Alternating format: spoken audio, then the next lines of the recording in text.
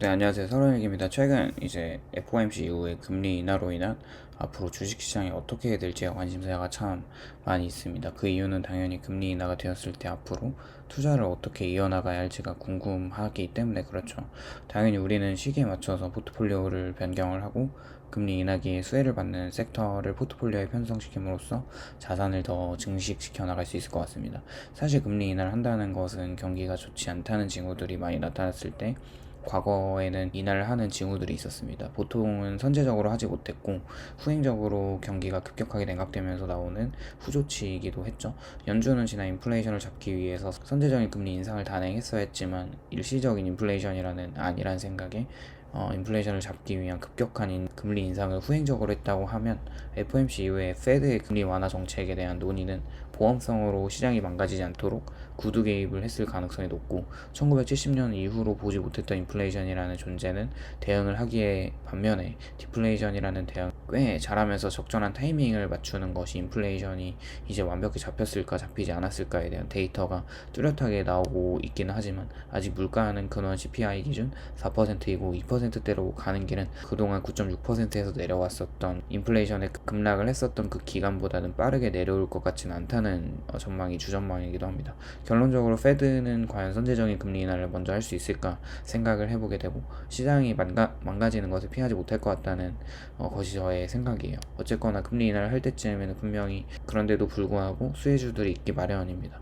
보통 금리가 인하하는 매크로 환경에서는 당연히 회사들의 영업이익이 늘어나는 것이 왔기 때문에 증시에는 호재인 건 맞습니다. 쉽게 생각을 해보면 금리가 높아짐에 따라 돈의 가격이 상승을 하고 고금리의 영향을 직접적으로 받는 섹터들은 당연히 부채가 많은 기업들이나 고금리로 인해 산업이 위축 섹터일 겁니다. 지금부터 이야기할 수혜주들은 각 산업을 대표하는 ETF나 대장주들을 위주로 한번 이야기를 해볼까 해요. 첫 번째는 하이힐드 채권입니다. 하이힐드 채권은 정크본드 투자 부적격 회사들이 발행하는 채권들인데 최근에 개인 투자자들은 금리나 시그널이 나타나자마자 개인 채권 순매수 중에 하이힐드 채권에 투자하는 사람들이 많아졌습니다. 우선 하이힐드 채권의 개념은 기준금리 플러스 가산금리가 더해져서 나오는 높은 일드, 즉 쿠폰금리가 매수 당시 가격에 픽스된 이제 고정된 인컴으로 들어오는 겁니다. 하워드 막스의 최근 투자 노트에서 C체인지라고 하는 개념으로 앞으로 중금리 시대의 하이힐드 채권 투자를 권고하기도 했었죠. 기준금리가 내려감으로써 정크본드 회사들의 부도율이 낮아지면서 얻는 금리 차이로 얻는 수익과 이자 수익을 동시에 얻어갈 수 있는 투자처로 개인들이 많이 투자를 하고 있습니다. 대표적으로 하이힐드 투자하는 방법은 ETF로 투자를 하는 방법이 있습니다. HYG나 USHY, JNK 등등 이제 블랙락이나 스테이트 스트리트 거대 자산 운용사에서 만들어 놓은 ETF로 투자를 하면 좋다는 거죠. 두 번째는 당연히 국채, 이제 채권입니다. 금리 인하에 대한 시그널로 주식보다도 많이 오른 자산은 만기가 긴 듀레이션을 가진 국채라는 거죠.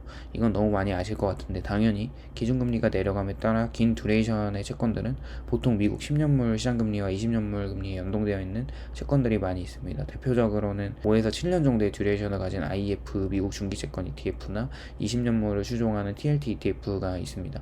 최근 5% 금리를 찍고 수직 낙하하는 10년물 금리에 굉장히 많은 수혜를 받은 ETF이기도 하죠. 이 국채의 장점은 국가가 망하지 않는다면 절대 망할 일이 없다는 것이고 월마다 쿠폰 금리를 받으면서 금리 하락에 대한 시세 차익까지 얻을 수 있는 장점이 있습니다. 세 번째는 리츠입니다. 리츠가 금리 인하 수혜주라고 하면 당연히 금리에 따라 움직이는 모기지 시장에 연동을 직접적으로 하기 때문에 그렇습니다. 당연히 리츠는 상업용 부동산과 주거용 부동산으로 나뉘어져 있겠죠. 리츠 회사들은 부동산을 보유하면서 임대를 해주고 그 임대 수익률의 90%를 주주들에게 나눠주는 것이 연방정부의 법이기도 하기에 투자자들은 리츠를 굉장히 사랑합니다. 그만큼 이제 현금 흐름을 창출할 수 있기 때문에 그렇죠. 그렇다면 23년도나 24년도에 경착륙이 트리거가 될 수 있었던 상업용 부동산이 큰 이슈가 될 수 있었는데요. 당연히 부동산 시장이 냉각되면서 특히 상업용 부동산은 굉장히 많은 대출빚에 롤오버되는 타이밍이 올해와 내년이라고 하면 최근에 위어크 같은 오피스 리츠가 파산한 것과 많은 상업용 부동산 가격의 하락들을 생각해 봤을 때 고금리로 부동산의 수요 위축으로 인한 가격 하락과 임대료 또한 영향을 받을 수밖에 없는 매크로 환경으로 발목이 붙잡혀 잡혀 있었던 거죠. 하지만 금리 인하가 된다면 만기되는 대출을 다시 롤오버하는데 부담이 적겠고, 모기지 금리가 내려가고 시중금리가 내려가면서 다시 부동산 시장의 활기가 되살아난다는 전환점이기 때문에 리츠 회사들 중에서는 특히 리얼티인컴 같은 월배당 리츠와 과도한 투자와 유상증자로 지금까지 자금을 이제 조달해 왔다면, 금리가 낮아졌을 때 이런 유동성 문제는 어느 정도 숨통이 트이기 때문에 사업을 하기 좋아지는 환경으로 바뀌게 되겠죠. 그러면서 리츠들도 금리 인하 시그널로 인한 주가가 많이 회복을 하게 되는 것이기도 합니다. 네 번째는 리츠랑 비슷한 주거용 주식들입니다. 앞서 말한 모기지 금리가 하락함을 따라 주택 경기가 살아나고, 다시 그렇다면 반대가는 주식들은 홈디포나 로우스 같은 주택을 살 때 필요한 자재들이나 내구재들을 취급하는 회사입니다. 혹은 건물을 짓는 주택 건설 회사들 같은 톨브라더스나 이제 KB홈 같은 회사들도 수혜주로 생각해 볼 수 있을 것 같습니다. 최근에 홈디포나 로우스 같은 주식들은 금리 인상기가 끝나고 이제 금리 인하밖에 내려가지 않는 그 시기에 그런 시그널이 나올 때마다 주가가 많은 반등을 하기도 했었죠. 이제 마지막으로는 우선주입니다. 우선주는 이제 보통주와 비교되는 개념으로, 보통 회사에 대한 주주 의결권은 없지만 재산 분할이나 배당금을 더 많이 받는 것으로 많은 사람들이 알고 있어요. 예를 들어 삼성전자를 투자를 할 때 삼성전자 보통주와 삼성전자 우선주 두 개를 투자를 할 수가 있고, 우선주를 가지고 있는 사람들은 배당을 더 많이 받게 됩니다. 그리고 회사가 파산할 경우에 보통주보다는 우선적인 권리에서 회사 청산금을 분배받을 수 있는 권리 또한 주어지게 되죠.